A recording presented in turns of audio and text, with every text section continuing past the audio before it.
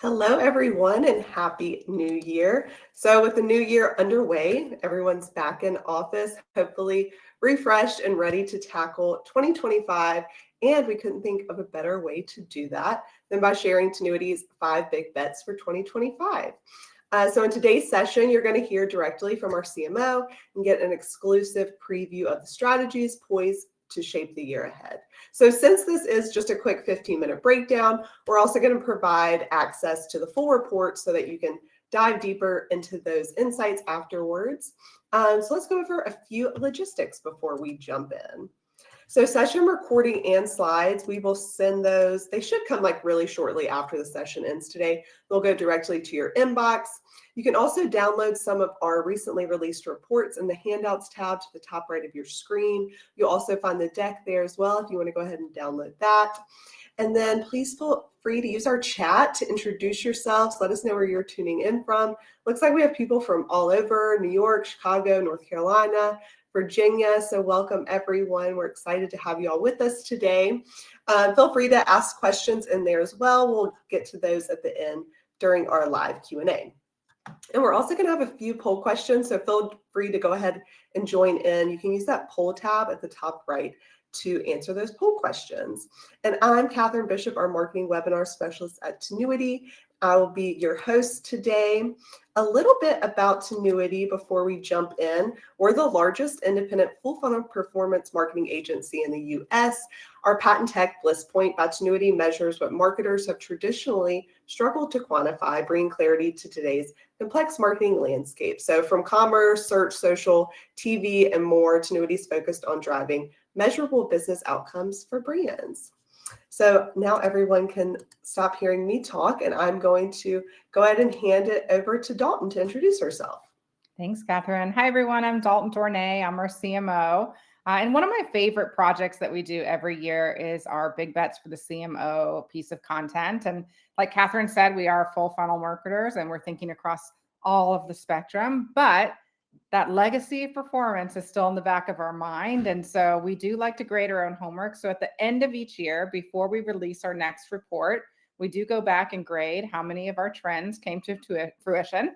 And so in the spirit of that, I would love to give everyone a second to just hop into the polls, because I would actually like to tap this group before we go through the next 10 minutes and understand which of the trends are actually most important or most relevant to you.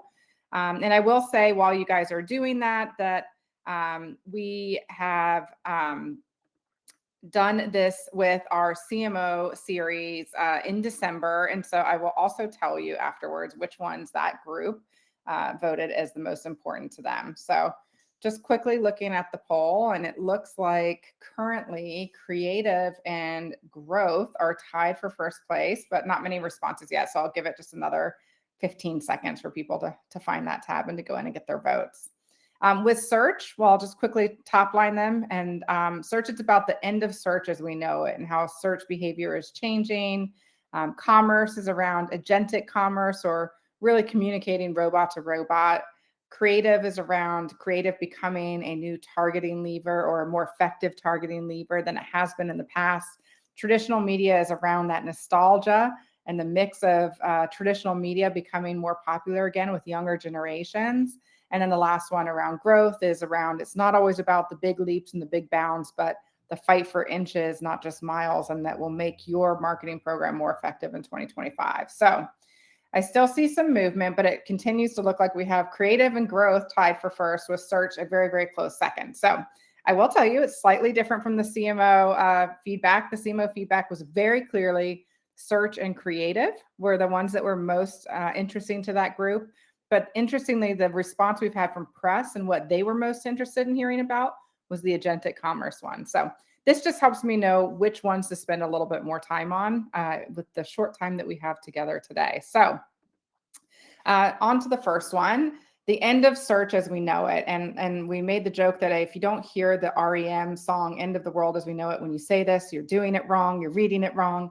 I'm probably showing my age with that reference, but is it the death of the little blue link in the search engine? And the answer is sort of yes. The way search behavior has changed over the past 18 months is pretty significant. Not only are consumers searching in different places than they have before, across TikTok and Amazon, of course, beyond Google, but also are using long form search queries on Perplexity and ChatGPT to kind of ask these more in-depth questions.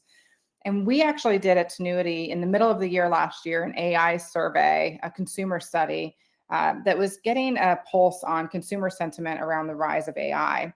And one of the questions in that survey was, consumers' thoughts and feelings about the AI summaries that they're getting across the search experience. At the time, there was quite a bit of sort of negative press or even some sort of consumer trepidation around the rise of AI and what that was going to mean, whether or not it was a good thing, a lack of confidence, and whether or not people were going to be able to get it right. And we saw that the results were overwhelmingly positive, that they loved this AI summary and the ability to get to the answer that they wanted without having to go 4 or 5, links deep potentially to get that answer. So what does that mean as marketers? It means that we need to understand the shift in consumer behavior, and we need to be able to show up and answer these search queries across all the places that they're happening now and all the types of formats that they're going to be happening. And that is going to be a change for us and our teams across the industry. The second one is around agentic commerce. This one is maybe my favorite simply because this time last year, one of our trends was around being able to effectively market to AI. How do you market to the machine? How do you make sure that AI is making your product recommendations to your consumers on your behalf? And so as of November and December, if you were to search what is the best performance marketing agency in the US and ChatGPT, the answer would have been Tinuiti. Maybe it still is. I haven't checked it recently. That is something that obviously I care about. In your world, it might be, what is the best little black dress for prom? What is the best whatever. But that has really changed a lot in the past year. And with the rise of agentic commerce, we're now seeing that the agents have the ability to make not just product recommendations on your behalf, but really complete purchases with very little human interaction and input. I think Amazon Rufus is a great example of a technology that's gone mainstream that is, going to be able to do this more in the future and is built to be able to do this. But this also exists outside of the world of just commerce when you think about the rise of AI agents and how they can plan trips or how they can plan events or experiences for consumers as well. What we need as marketers in order to be ready for this sort of change is to be able to test into the space and make sure that we are learning what we need to learn faster than the technology is getting there so that we're ahead of the curve. And that requires us to have the right data structures in place to be able to feed the machines so that they can make those customized experiences, or for the machines to get to the point where they can learn enough about their consumer preferences and combine that with our data structures to make that magic happen right in the middle. All right, the next one is around creative is the new targeting. Obviously, I spent early part of my career in the creative advertising space, so it's a soft spot in my heart. And I'm excited to see creative be one of the big bets again, because for the last however many years, it's been all about targeting and how do you find your audience and how do you get to your audience and which audience is consuming which media and getting the right message in the right place at the right time. And that's still important. Not saying that goes away, but what I think is really exciting is the rise of creativity and content as that targeting lever. If your content is so good and so relevant, it's going to go find your audience for you in a way that could not be possible just a few years ago. I think the most relevant and obvious examples of where we're seeing this today are with the TikTok algorithm or on Instagram, where you will see content not necessarily from somebody you follow or have ever engaged with before, but because the algorithm understands the type of content you're interested in, and it's putting the next best content in front of you, regardless of that. The creative is doing the work for you. So what does this mean for marketers? It means that we need to be investing in and thinking about our content strategy and our creativity as the next optimization and targeting lever. It's easier said than done. I know firsthand as a CMO how challenging it is to have so many different types of content. We have limited funds to work with at times. We can't always be creating all sorts of content across all sorts of mediums. So it's really about testing and learning into the space and seeing what works and following that signal and investing more when it is working. So very excited to see that one make the list this year. The next one is a little bit less of a trend in the kind of media landscape, but is much more of a consumer-facing trend. So one of the things that we've seen across the consumer studies that we've run over the past 12 months is looking at the generational splits. We see this rising yearning for nostalgia, I guess. And it's interesting because it's an interest in nostalgia from a time before these generations were even alive. So Gen Z is, they are wanting those digital cameras instead of their phones. They're wanting these sort of things that are throwbacks to before they were even born. And what it kind of boils down to is this desire to have realness, or in a digital world, how do you know what's real? How do you feel like you're making a real connection? And so as marketers, it's thinking about how do things like digital out of home, or how to pop up experiences, or things that we've all done before. What is the right mix of that? Because how are we going to reach these younger generations that are craving that mix and looking for that mix as a signal of authenticity and engagement and IRL experiences? So something for us to think about as we move through this year, particularly if you're going after a Gen Z sort of demographic. The last one actually comes from our CEO, Zach Morrison. And look, as CMOs, I can say with certainty, we're all hardwired to want the next big thing. We want the next big leap, the big thing that's going to accelerate us and bypass our competition and take us into the next stratosphere. And that's still important. I'm not saying that goes away.